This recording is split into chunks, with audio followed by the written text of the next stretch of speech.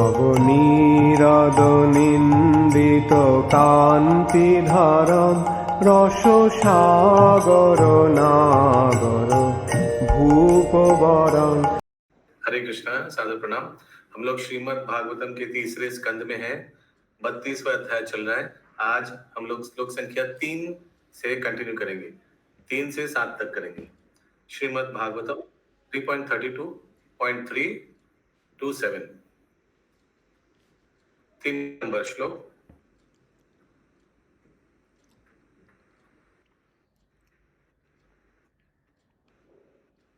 तच्छ्रद्धाय आक्रांतामति, सब बोलिए। तत्र श्रद्धाय आक्रांतमति पितृदेवव्रता पुमान् पितृदेवव्रतः पुमान् गत्वा चन्द्रामसां लोकम् गत्वा चन्द्रमसं लोकम् सोमपा सुनरेष्यति सोमापः पुनरेष्यति। यस माता जी, कंटिन्यू प्लीज। अनुवाद। ऐसे भौतिकवादी व्यक्ति इंद्र तृप्ति से आकृष्ट होकर एवं अपने पितरों एवं देवताओं के प्रति भक्ति भाव रखकर चंद्रलोक को जा सकते हैं, जहां वे सोम पौधे के सोम रस का पान करते हैं और फिर से इसी लोक में लौट आते हैं।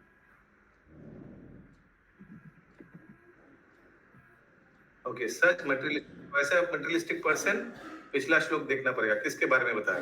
ओके, जो स्वर्ग लोक जाएगा, तो पितरों और देवी देवता का उपासना करता है, ठीक है। वो क्या होता है, स्वर्ग लोक जाकर बस पान करके वापस आ जा, ठीक है। तात्पर्य। चंद्रमा को स्वर्ग के ग्रहों में से एक माना जाता है। विभिन्न वेद विहित यज्ञों तथा देवों एवं पितरों की पूजा संपन्न करने पर मनुष्य इस लोक को जाता है, किंतु कोई यहाँ अधिक काल तक रह नहीं पाता। देवताओं की गणना के अनुसार चंद्रमा पर जीवन की अवधि 10,000 वर्ष की है। देवताओं की काल गणना में एक दिन 12 घंटा इस पृथ्वी के 6 मास के बराबर होते हैं।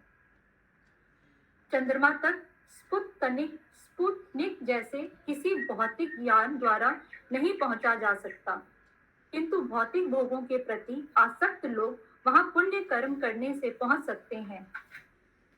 किंतु जब यज्ञ कर्मों का पुण्य समाप्त हो जाता है तो चंद्रलोक तक पहुंच जाने पर भी मनुष्य को पृथ्वी पर पुनः वापस आना पड़ता है। इसकी पुष्टि श्रीमद् भगवद गीता 9.21 में भी हुई है। तेतां भुक्त्वा स्वर्गलोकं विशालं क्षिणे पुण्य मृत्युलोकं विशन्ति। ओके, तो बार बार अवतीर्ण होना पड़ता है भक्तों को, बार बार व्यक्ति को। ओके, चंद्रलोक भी जाएंगे, थोड़ा रस पीकर वापस आना पड़ेगा, ठीक है। इसीलिए देवी देवता और पितरों का पूजा करना व्यर्थ है, दरकार नहीं है। लेकिन किन के लिए दरकार है, कोई बता पाएगा? देवी देवता और पितरों का पूजा किन के लिए दरकार है? अंजना माता जी। जो भक्त नहीं है उनके लिए दरकार है, जो भौतिकवादी है।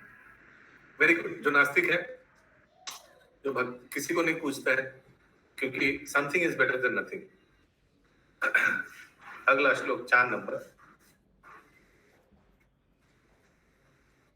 यदा चाहेन्द्र सय्यायम् यदा चाहे इंद्र सह्यायम् एते अनन्तासनो हरि तेते अनन्तसनो हरि तदा लोकालयं यान्ति तदा लोकालयं यान्ति तएते गृहमेधिनाम् एते गृहमेधिनाम्। अनुवाद। जब भगवान श्री हरि सर्पों की सैया पर सोते हैं, जिसे अनंत शेष कहते हैं, तो भौतिकवादी पुरुषों के समस्त लोग, जिनमें चंद्रमा जैसे स्वर्ग लोग भी सम्मिलित हैं, विनष्ट हो जाते हैं।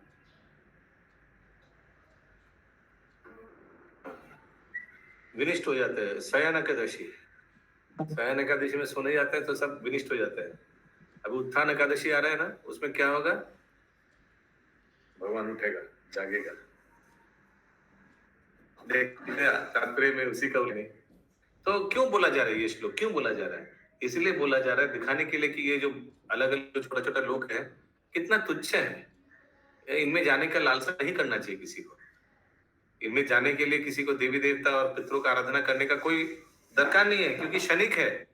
जो फल है वो लाभ जो मिलेगा वो क्षणिक मिलेगा, क्योंकि वो सब भी प्रलय हो जाता है। ठीक है, वो छोटा मोटा लोग भी प्रलय हो जाता है। आप लोग कभी सुना है वैकुंठ लोग प्रलय होते हुए, या भगवान का गोलोक वृंदावन प्रलय हो गया? तो वहां जाने का लालसा करना चाहिए व्यक्ति को। आगे तात्पर्य। तात्पर्य, भौतिकता के प्रति आसक्त लोग चंद्रमा जैसे स्वर्ग लोक तक पहुंचने हेतु अत्यंत उत्सुक रहते हैं। ऐसे कई स्वर्ग लोक हैं जिन्हें वे दीर्घकालिक आयु तथा इंद्रिय भोग की सामग्री प्राप्त करके अधिकाधिक सुख प्राप्त करने के उद्देश्य से चाहते हैं। किंतु ऐसे आसक्त व्यक्ति यह नहीं जानते कि यदि किसी को उच्चतम लोक, ब्रह्म लोक भी मिल जाए तो विनाश वहां भी विद्यमान रहता है। श्रीमद् भगवद गीता में श्री भगवान कहते हैं कि भले ही कोई ब्रह्मलोक तक क्यों ना चला जाए, किंतु तो भी उसे वहां जन्म, मृत्यु, जरा तथा व्याधि के कष्ट मिलेंगे। केवल श्री भगवान के धाम वैकुंठ लोक पहुंचकर ही मनुष्य इस भौतिक जगत में पुनः जन्म नहीं लेता।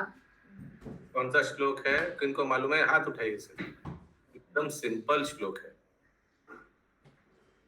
साउथ में भी आ सकता है। माय गुडनेस, पुनरावतीर्ण स्व अर्जुन। किसी को मालूम नहीं? ओके। दुखालय शाश्वतम वाला श्लोक होगा प्रभु जी, लेकिन फर्स्ट लाइन नहीं याद आ रहा। नहीं, आ ब्रह्मा भुवना लोका पुनरावतीर्ण स्व अर्जुन मामुपेत्य तो पंत्या पुनर्जन्म न विद्यते। मेरे धाम आज ये श्लोक हुआ है प्रभु जी, भक्ति शास्त्र में आज ही ये श्लोक हुआ है। तो फिर तो याद आना चाहिए था। आगे।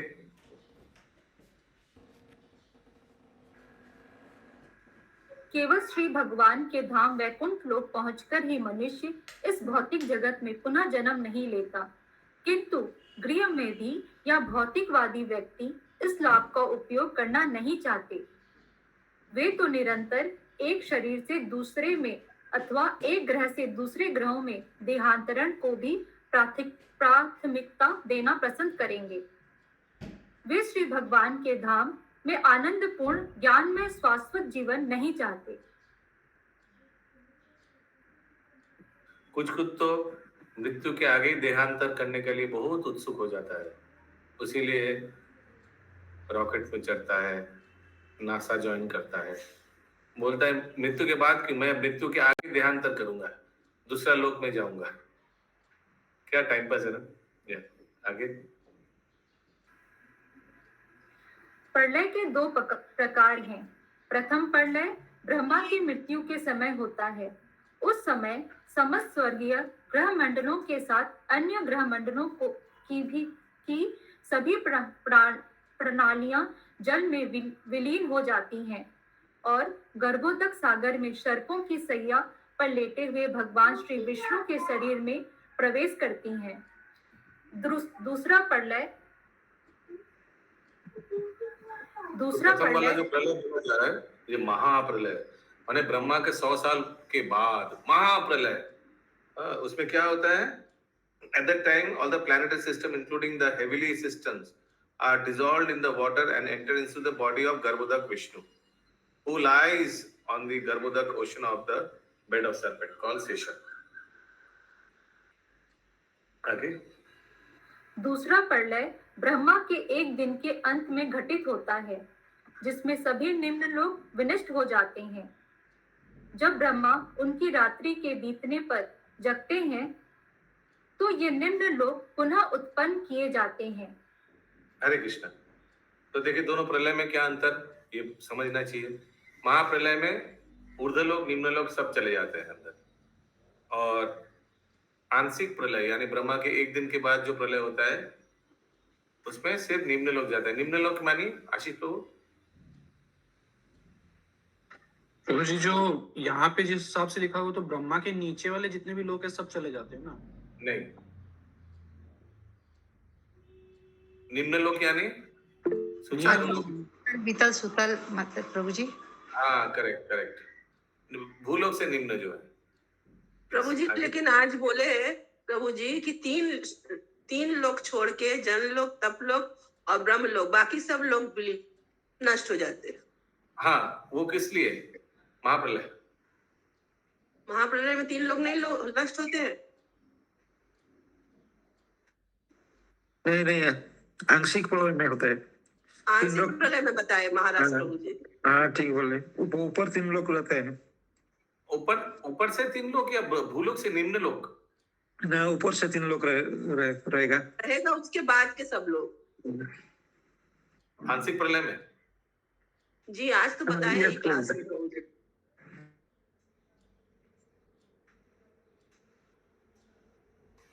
ओके ठीक है,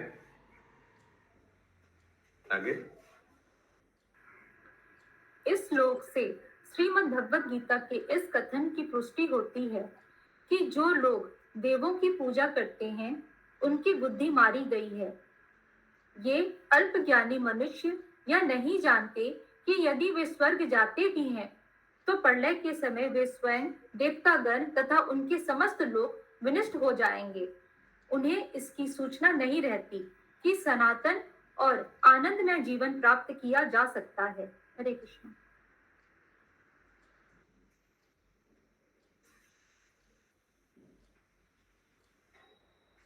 ओके, तो इसलिए देवी देवता और पितरों का पूजा करना नहीं चाहिए।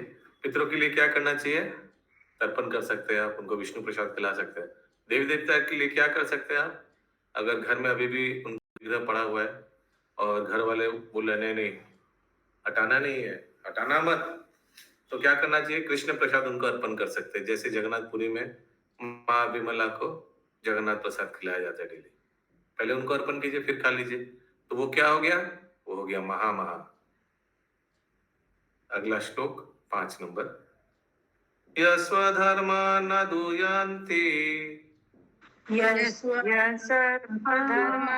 दुहन्ति धीर कामर्थ हेतवे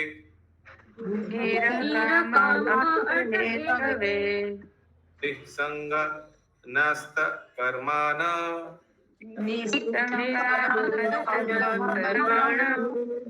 प्रशांत शुद्ध चेतस।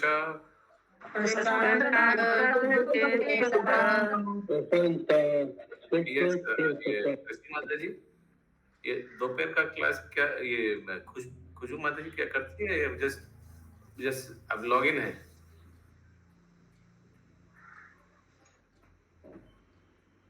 हमने कभी पार्टिसिपेट करना देखा नहीं। मॉर्निंग का क्लास में तो पार्टिसिपेट करती है, तो दोपहर का क्लास जस्ट लॉग इन रहती है। खुशबू माता जी प्रभु हम है क्योंकि अभी जस्ट आए हैं ना, तो प्रभु लोग को प्रसाद दे रहे थे तो मैं श्लोक का रिसाइट नहीं कर पा रही थी। अभी मैं जस्ट ढुकी हूँ 3 बजे, स्कूल से आना पड़ता है कृष्णा जी को, आज लेट हो गया। यस, अनुवाद। जो बुद्धिमान हैं और शुद्ध चेतना वाले हैं वे कृष्ण भक्ति में पूर्णतः संतुष्ट रहते हैं। भौतिक प्रकृति के गुणों से मुक्त होने के बाद वे इंद्र तृप्ति के लिए कर्म नहीं करते, अपितु वे अपने अपने स्वकर्मों में लीन रहते हैं और विधान अनुसार कर्म करते हैं।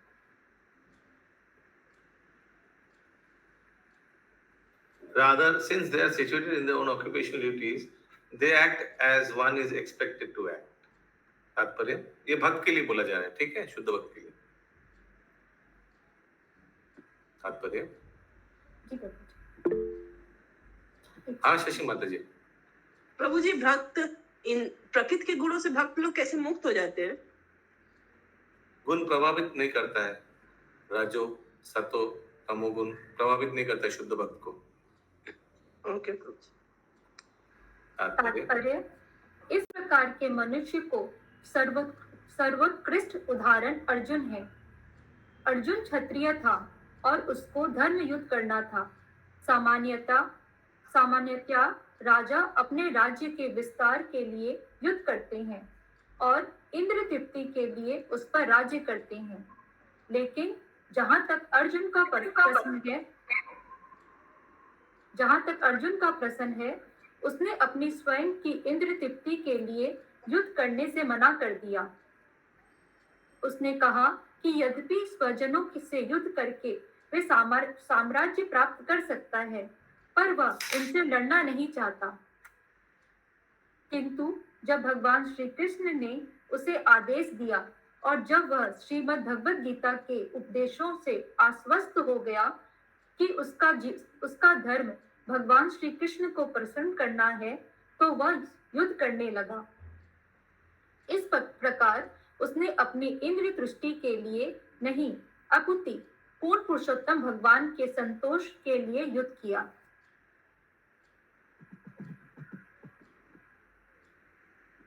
तो देखिए, कभी कभी भक्त लोग बोलता है कि हम लोग अभी भक्ति में आ गए तो हम लोग को कोई काम नहीं करना चाहिए, बिजनेस नहीं करना चाहिए, नौकरी नहीं करना चाहिए।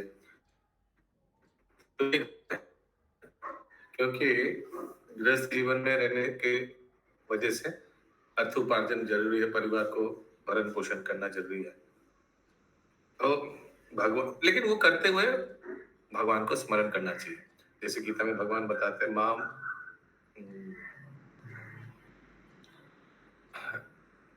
क्या युद्ध चा माम स्मरण युद्ध चा ना, क्या भूल गया, मुझे स्मरण रखते हुए युद्ध करो, माम अनुस्मरा युद्ध चा।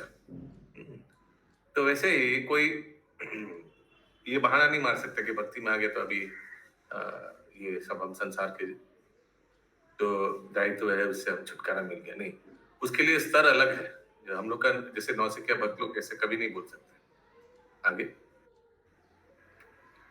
जो लोग अपना निर्धारित कर तो भगवान ने अर्जुन को, भगवान सारथी थे भगवान अर्जुन का, लेकिन ये देखकर अर्जुन ने नहीं बोला कि आप युद्ध लड़ो, मैं अभी सोता हूँ, थोड़ा मैं सो जाता हूँ, आप है तो और मुझे क्या चिंता है, आप लड़िए, मैं सोता हूँ, ऐसा बोला कभी नहीं। यस, प्रीतिमानंद प्रिय माता जी। हरे कृष्णा प्रभु जी।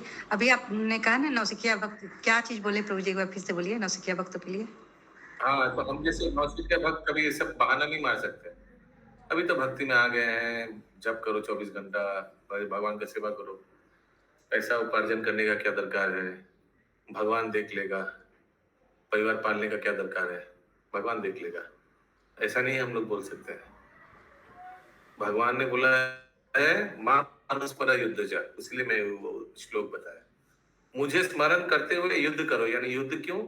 क्योंकि अर्जुन का ड्यूटी था, वो क्षत्रिय था तो उसको युद्ध करना है, ठीक है, ये नहीं बोल सकता है आप तो हैं, आप संभाल लीजिए, मैं थोड़ा सोता हूँ, ठीक है। या कृष्ण ने भी ऐसा नहीं बोला, don't worry Arjun, I am there, you go to sleep, नहीं बोला ऐसे।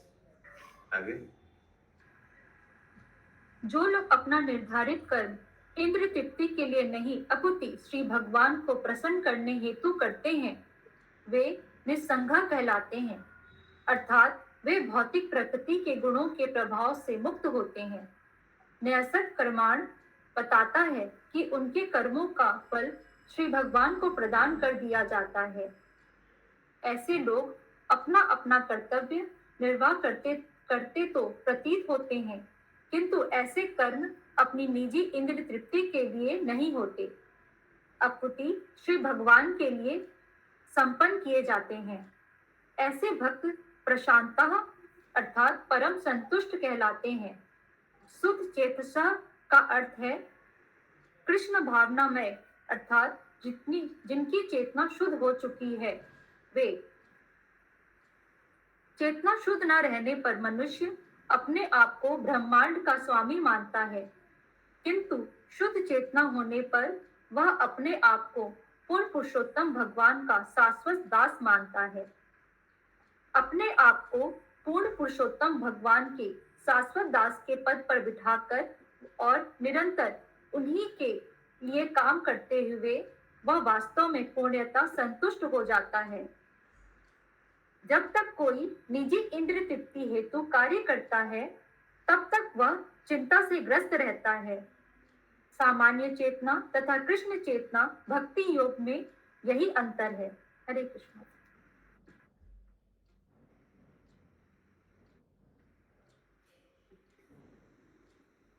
किसी का कोई प्रश्न है?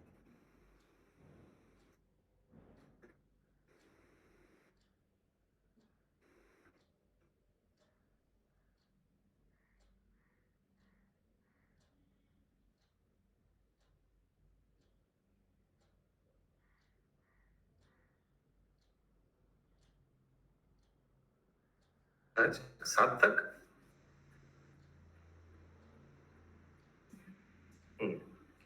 7 तक है। 6 नंबर श्लोक। निवृत्ति धर्म निरता निर्वृत्ति धर्म मामानि अहंकृत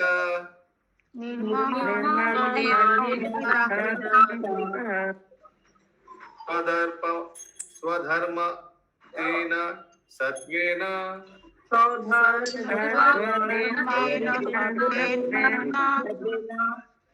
परिशुद्धेन चेतसा।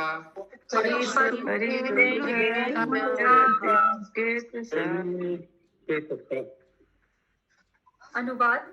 अपने कर्तव्यों का निर्वाह विरक्त भाव से तथा सामित्व की भावना अथवा अहंकार से रहित होकर करने से मनुष्य चेतना की पूर्ण शुद्धि के द्वारा अपनी वैधानिक स्थिति में आसीन होकर और इस प्रकार से अपने तथाकथित भौतिक कर्तव्यों को करते हुए सरलता के साथ ईश्वर के धाम में प्रविष्ट हो सकता है।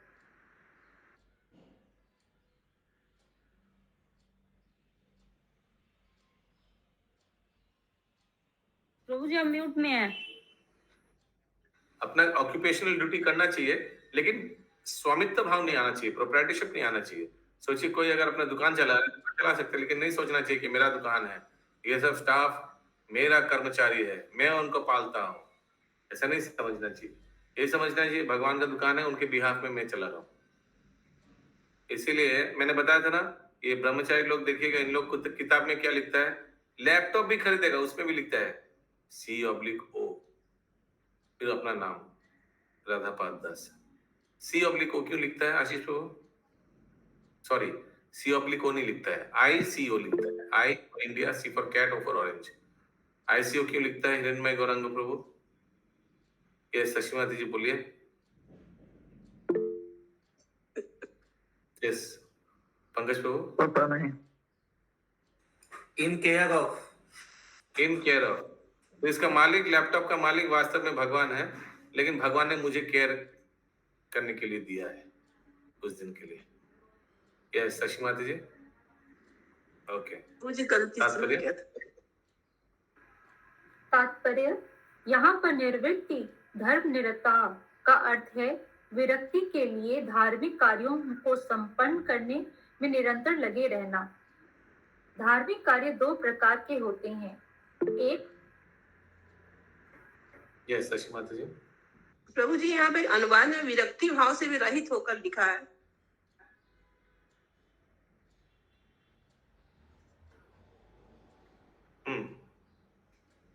तो ऐसा क्यों लिखा है? हाँ, तो विरक्ति होना चाहिए, अगर सिर्फ प्रोप्राइटरशिप नहीं आना चाहिए, रहित होना चाहिए। विरक्ति नहीं आना चाहिए, होना चाहिए, एक्टिंग विद डिटैचमेंट। तो यहाँ लिखा विरक्ति भाव से भी रहित होकर ना। अनुवाद या तात्पर्य में? अनुवाद में।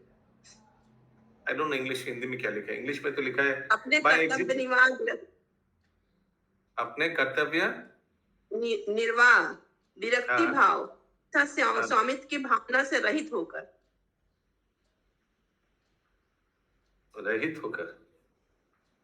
यहाँ तो रहित नहीं लिखा है, इंग्लिश में क्या लिखा है मैं एक बार पढ़ रहा हूँ, एक बार मैचिंग कराइए, ठीक है। By executing one's occupational duties, acting with detachment and with a sense of proprietorship or false egoism.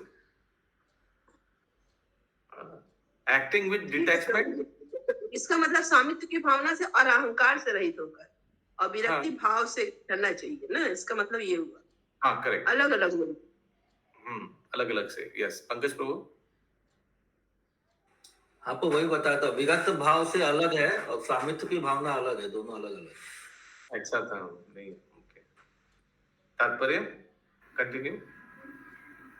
एक प्रवृत्ति धर्म कहलाता है, जिसका अर्थ है उच्चतर लोकों तक जाने या आर्थिक संपन्नता के लिए गृह मेदियों द्वारा संपन्न किए जाने वाले धार्मिक कार्य, जिनका अंतिम उद्देश्य इंद्र तृप्ति होता है।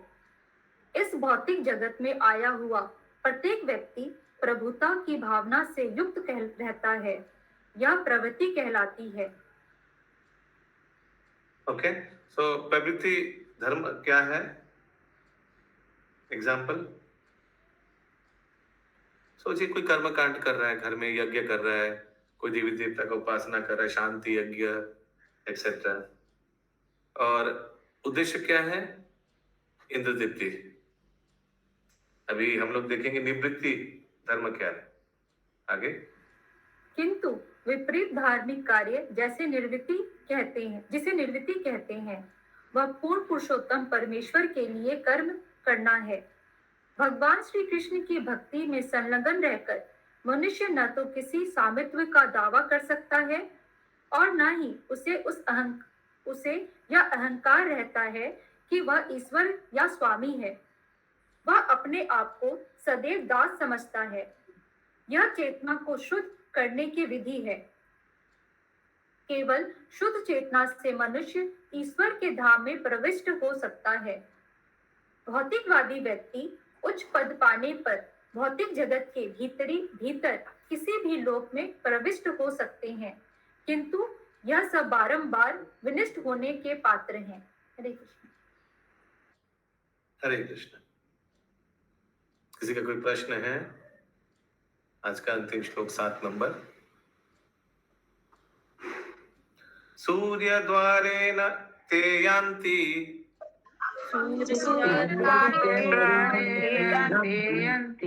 पुरुषं विश्वतो मुखम् परावारेशं प्रकृतिम् आस्वत्पत्यन्त भावनाम्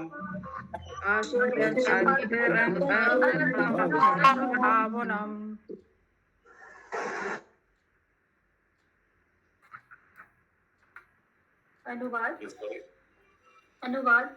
ऐसे मुक्त पुरुष प्रकाशमान मार्ग से होकर श्री भगवान तक पहुंचते हैं, जो भौतिक तथा आध्यात्मिक जगतों के स्वामी हैं और इन जगतों की उत्पत्ति तथा प्रलय के परम कारण हैं।